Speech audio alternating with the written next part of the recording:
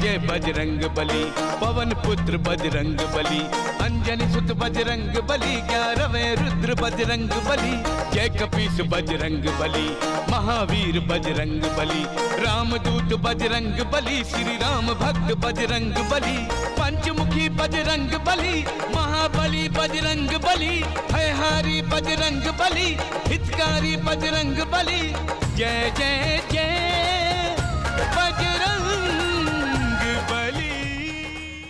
क्या अभी आप हनुमान को दर्शन देंगे? मेरे दर्शन नहीं प्रभु, माता चंद्र घंटा के दर्शन। मैं तुमसे प्रसन्न हुई हनुमान। प्रणाम माते। कहो क्या अपेक्षा रखते हो? मात्र एक ही माते, कि मेरे राज्य के निवासी और मेरे माता पिता की नेत्र ज्योतियां वापस आ जाए। देव पिता, यदि आप उन्हें सत्य बता देंगे तो वह मुझे अपने लक्ष्य को प्राप्त करने नहीं देंगे, तो वह मुझे घर वापस आने का आदेश दे देंगे। तो हे देव पिता, कृपया उन्हें मेरी दशा के बारे में कुछ ना बताएं। मेरी उड़ान शक्ति खो चुकी है।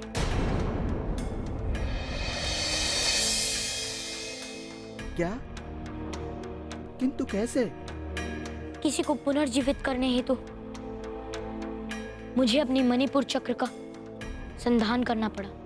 किंतु राज्य के निवासियों और मेरे माता पिता पर आए कष्ट के आगे ये कष्ट कुछ भी नहीं। मेरी आपसे ये निवेदन है कि मैं तो वहां जा नहीं सकता, किंतु आप किसी प्रकार वहां जाकर सुमेरु निवासियों के भोजन का व्यवस्था करें। हनुमान, मैं ऊर्जा के सिवा किसी और वस्तु का स्थानांतरण नहीं कर सकता, ये तो तुम जानते हो ना। और यदि मैं अंधड़ रूप में वृक्षों से फल गिरा भी लूं, तो भी निश्चित रूप से मैं ये नहीं कह सकता कि सुमेरु निवासियों तक फल पहुंच ही जाएंगे। तो इसका अर्थ ये हुआ कि सुमेरु निवासियों की क्षुधा शांत नहीं हो सकती। क्षुधा का प्रतीत होना एक मनोकारी भाव है पुत्र, और यदि मन को तृप्त कर दिया जाए तो मनुष्य को कभी भूख का अनुभव ही ना हो। किंतु ऐसा भी तो कोई उपाय नहीं। उपाय है पवन पिता, किंतु आप मुझे एक वचन दीजिए कि आप सुनकर ना नहीं कहेंगे। मैं तुम्हें वचन देता हूँ पुत्र।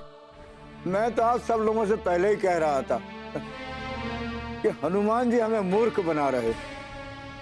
हमें इस उद्यान में बिठा के जाने कहाँ चलेंगे। थोड़ी और प्रतीक्षा कर लो बाबा, हो सकता है। अवश्य आएंगे हनुमान, अवश्य आएंगे। अरे जो 2 दिवस से नहीं आए वो अब क्या आएंगे? शीघ्र आओ हनुमान, वरना मेरी बच्ची भूख से प्राण त्याग देगी।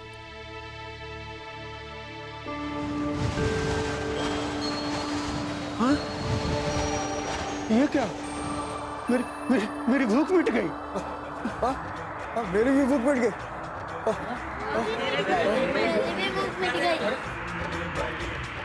मैंने कहा था ना कि हनुमान जी अगर आ नहीं सके तो वो हमारी भूख का प्रावधान अवश्य करेंगे। ये सब उन्हीं का चमत्कार है। चिरंजीव रहो हनुमान, चिरंजीव रहो। चिरंजीव रहो।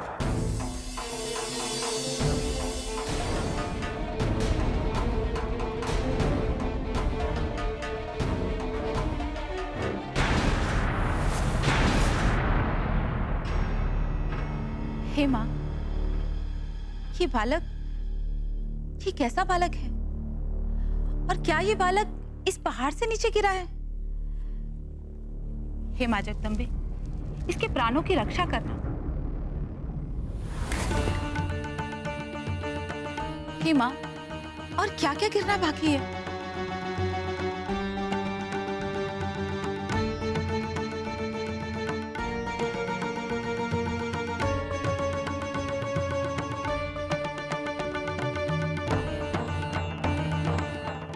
नाभि तो चल रही है। हे माँ, तेरी महिमा अपरंपार है। ये, ये कैसा बालक, बड़ा ही विचित्र। मैंने पहले ऐसा बालक तो कभी नहीं देखा। इतने ऊंचे पहाड़ से गिरकर बड़ी से बड़ी चट्टान भी रेत में बदल जाती है। पर माँ, आपकी कृपा से इसे कोई घाव नहीं हुआ। पहले इसे कुटी में ले चलती हूँ, वहीं इसका उपचार करती हूँ।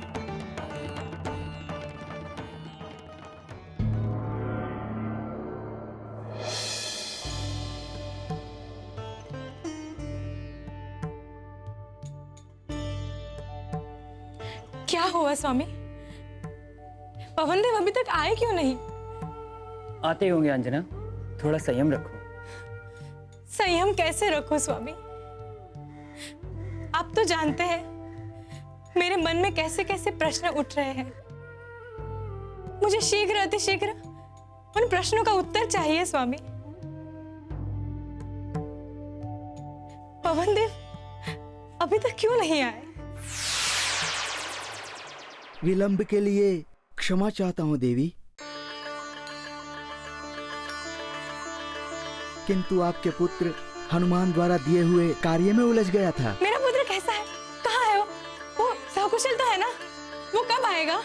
आप तो हमसे मिले होंगे ना? उसने कुछ कहा आपसे? आपकी तो बात हुई होगी ना उनसे? रुको रुको अंजना, एक ही श्वास में सब कुछ पूछ लोगी? प्रणाम पवनदेव। प्रणाम। क्षमा कीजिए पवनदेव, वो पुत्र के समाचार मिलने की उत्तेजना में मैं आपको प्रणाम करना ही भूल गई।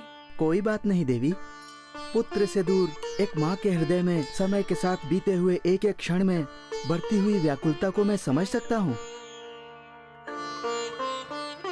आप क्षमा न मांगे। आप मिले हनुमान से? हाँ देवी, और उन्होंने आपके लिए एक संदेश भी भेजा है। वो सकुशल हैं और हृष्ट-पुष्ट भी। हिमालय की स्वच्छ प्राणवायु में उनका स्वास्थ्य और भी निखर गया है। किंतु आप ये बात उत्साह से नहीं कह रहे पवनदेव? नहीं नहीं देवी, ऐसी कोई बात नहीं है। वो तो मैं कुछ सोच रहा था, कदाचित इसीलिए। हनुमान बिल्कुल ठीक हैं और वे माता आदिशक्ति के 9 रूपों को प्रसन्न करने में लगे हुए हैं। अच्छा, कुछ कहा उन्होंने कि वो घर कब तक लौटेंगे? कदाचित दशमी पर हनुमान घर वापस लौट आएंगे। आप सत्य कह रहे हैं ना पवनदेव? क्या आपको मेरे कथन पर विश्वास नहीं है देवी? नहीं नहीं पवनदेव, आपकी बात पर भरोसा ना करने का तो प्रश्न ही नहीं उठता। किंतु मेरे मन में अभी भी कुछ आशंकाएं हैं, जिन्हें चाहकर भी मैं शांत नहीं कर पा रही हूँ। यद्यपि मैं चाहती हूँ कि मैं आपकी बात पर विश्वास करूं, किंतु मेरा हृदय इसे स्वीकार नहीं कर रहा है।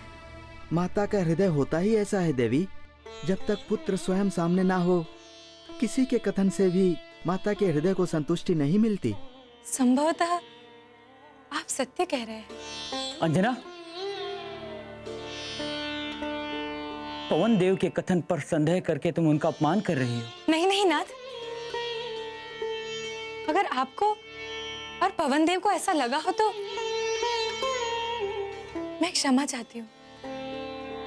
मेरा उद्देश्य किसी की भावनाओं को ठेस पहुंचाने का नहीं था। मैं तो मात्र मेरे हृदय में उठ रही वेदना की चर्चा कर रही थी। नहीं नहीं केसरी, इसमें अंजना का कोई दोष नहीं। वो माता हैं और माता का अपने बच्चों के लिए चिंतित होना स्वाभाविक है। अब मैं जाने की आज्ञा चाहता हूँ। आपका धन्यवाद पवनदेव, आपने मेरे हनुमान के समाचार मुझे दिए। प्रणाम पवन देव। यदि मेरी दृष्टि ना गई होती तो मैं आपको द्वार तक विदा करने अवश्य आता। हनुमान पर विश्वास रखिए। हनुमान सबकी नेत्र ज्योतियों को अवश्य वापस लेकर आएंगे।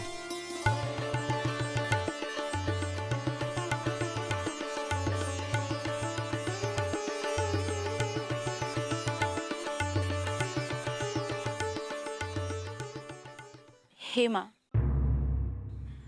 न जाने कहां से ये कपि रूपी बालक आया है। मैं इसके उच्च ताप और इसके घाव के लिए जड़ी बूटियां इकट्ठी करने जा रही हूँ। माँ, इसकी रक्षा करना, इसे जीवन दान प्रदान करना। मैं तुम्हारे लिए वन से जड़ी बूटियां लेने जा रही हूँ। माँ भगवती से कामना करती हूँ कि तुम्हारी चेतना जल्दी वापस लौटे।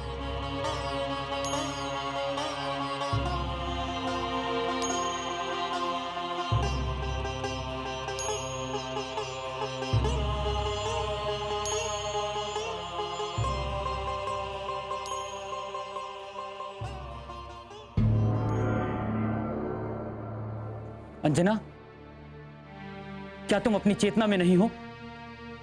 इस प्रकार बात की जाती है क्या? हाँ, नहीं हूं मैं अपनी चेतना में। आप कुछ भी कहे, पवन देव कुछ भी कहे, किंतु मुझे पता है कि मेरा पुत्र वहां हिमालय पर गंभीर संकट में है। उफ, तुम ममता की मारी स्त्रियों के साथ बात करना ही व्यर्थ है। जा रहा हूं मैं।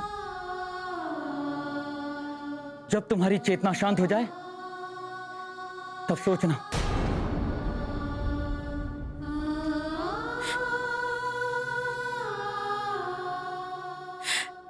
मां हूं मैं। आप क्या जाने एक मां का दर्द। हनुमान, मेरा पुत्र हनुमान। माँ, देवी प्रपन्नार्ति हरे प्रसीद प्रसीद मातर्जगतोऽखिलस्य प्रसीद विश्वेश्वरी पाहि विश्वं त्वमीश्वरी। कदाचित मेरी चेतना की बात किसी माता भक्त सज्जन ने मुझे अपनी कुटी में स्थान दिया। चराचरस्य त्वमीश्वरी देवी चराचर। मुझे क्षमा कीजिएगा, मैं अपने प्रदेश के निवासियों की क्षुधा शांत करने के उपक्रम में आपकी स्तुति पूर्ण नहीं कर पाया।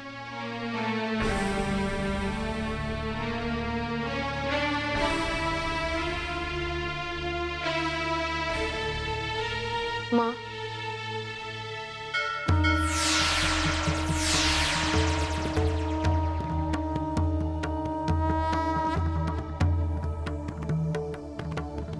अपनी प्रजा पर किए गए उपकार से मैं तुम पर अति प्रसन्न हूँ पुत्र। जीवन देने से अधिक महत्वपूर्ण है जीवन को बचाना। तुमने अपने नागरिकों के प्राणों की रक्षा करके मेरे हृदय को तुष्टि दी है। स्कंद माता का दिवस है पुत्र।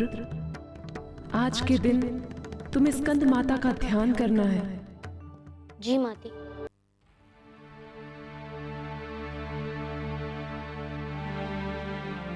कोई मुझे सत्य नहीं बता रहा है। मैं जानती हूँ कि मेरे पुत्र के बारे में कोई अशुभ समाचार मुझे बताना नहीं चाहता। पवन देव भी मुझसे कुछ छुपा रहे हैं। ठीक है, ठीक है। अगर कोई मुझे सत्य नहीं बताना चाहता तो मैं स्वयं ही सत्य का पता लगा कर रहूंगी। हाँ। महर्षि दुर्वासा की सेवा के प्रताप से मुझे भी कुछ सिद्धियां हासिल है। मैं ध्यान योग करूंगी और स्वयं ही अपने पुत्र के समाचार ले लूंगी।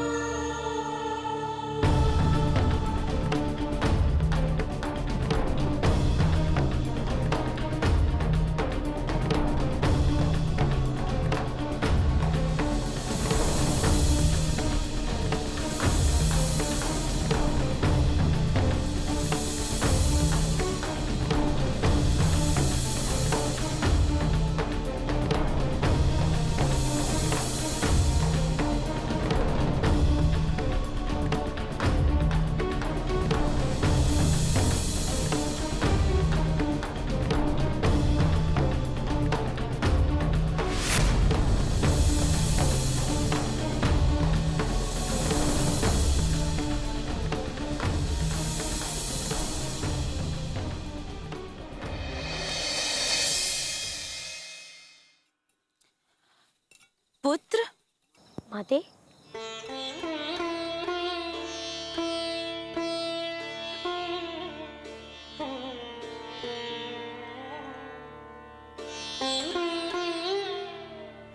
अच्छा, तो तुम बोलना भी जानते हो। मुझे बहुत प्रसन्नता हुई है कि तुम्हारी चेतना वापस लौट आई है। चलो आओ, तुम्हारे घाव पे लेप लगा देती हूँ। जी माते।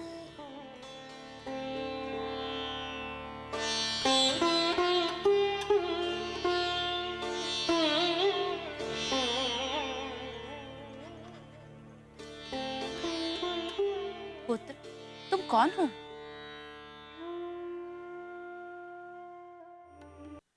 पुत्र, तुम कौन हो?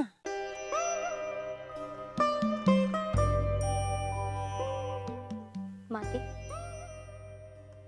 मैं हनुमान और मैं सुमेरु से माता आदिशक्ति के सभी नवरूपों की साधना हेतु आया। इतनी दूर से यहाँ तुम्हारी माता ने आने कैसे दिया?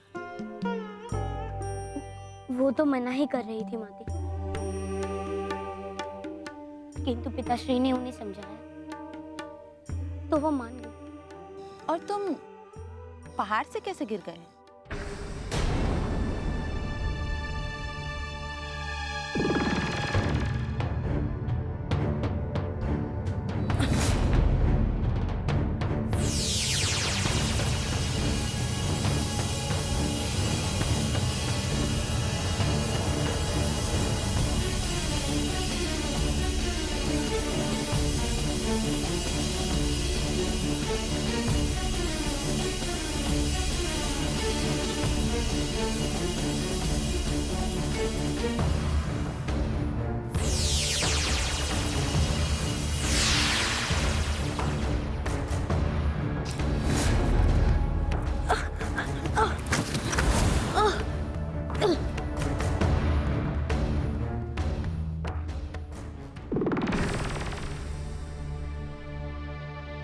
कुछ नहीं माते,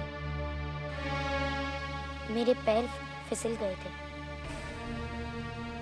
माते, क्या आप मुझे स्कंद माता की साधना के विषय में कुछ बता सकती हैं? अवश्य पुत्र। तो बताइए ना। पहले घाव पर लेप तो लगाने दो, जवार का उपचार शेष है। नहीं माते, आप पहले मुझे बताइए। मेरा उद्देश्य और मेरा कर्तव्य मुझे पुकार रहा है। अच्छा, तो सुनो।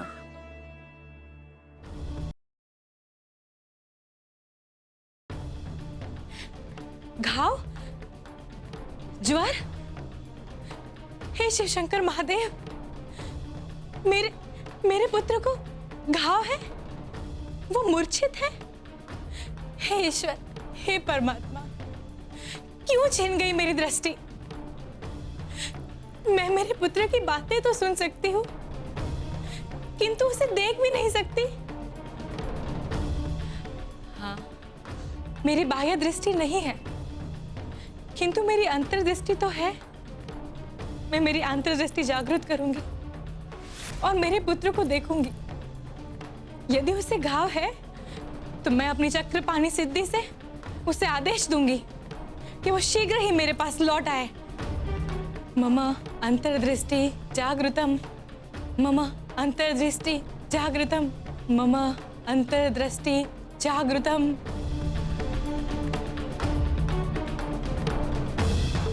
नहीं, ऐसा नहीं हो सकता।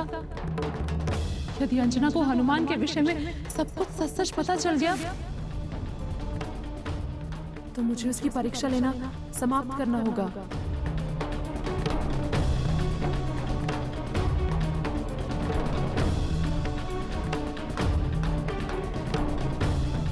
क्योंकि जननी की आज्ञा के आगे मैं विवश हो जाऊंगी।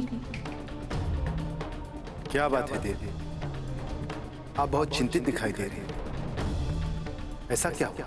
अंजना अपनी अंतर्दृष्टि से हनुमान को देख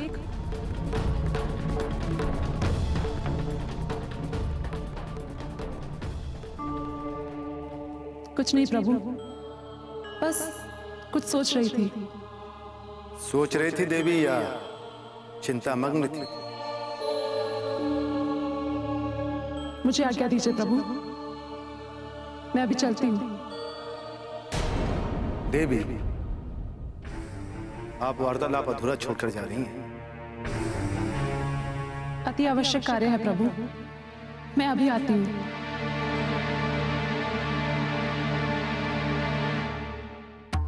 अब चाहे जितना प्रयत्न कर लें देवी, हनुमान वही करेंगे जो नीति और न्याय परख है। और हम यह भी जानते हैं कि आप इस समय उनकी मां को रोक नहीं पाएंगे।